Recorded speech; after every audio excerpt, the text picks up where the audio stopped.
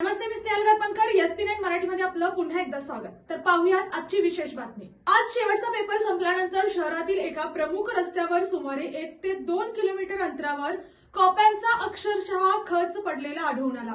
या प्रकारामुळे परिसरात मोठ्या प्रमाणावर कचरा पसरला असून नागरिकांमध्ये संतापाची लाट उसळली आहे. तर पाहूयात आजची सविस्तर बातमी. परीक्षा संपल्यानंतर काही विद्यार्थ्यांनी आपले उत्तरपत्रिका व कॉप्या रस्त्यावर टाकून दिल्याचे दिसून आले.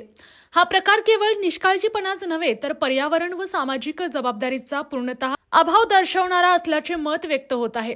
स्थानिक नागरिकांनी सांगितले की शाळांमध्ये स्वच्छतेचे महत्त्व शिकवले जाते, पण प्रत्यक्षात काही विद्यार्थी अशा प्रकारे वागत असतील तर ही अत्यंत चिंतेची बाब आहे. अशा वर्तनातून चुकीचा संदेश समाजाला जातो. या घटनेवर तीव्र प्रतिक्रिया देत जिल्हा पर्यावरण संस्थेचे सदस्य दिनकर श्रीपती पाटील यांनी या प्रकाराचा जाहीर निषेध केला आहे. त्यांनी सांगितले की हे कृत्य अत्यंत विकृत असून पर्यावरणाबाबतीत जाणीव कमी असल्याचे स्पष्ट दिसते. संबंधित विद्यार्थ्यांनी आत्मपरीक्षण करणे गरजेचे आहे.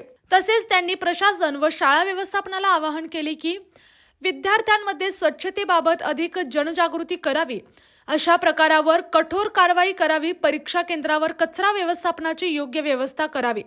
दरम्यान या घटनेमुळे शहरातील स्वच्छता मोहिमांवरही प्रश्नचिन्ह निर्माण झाले आहे.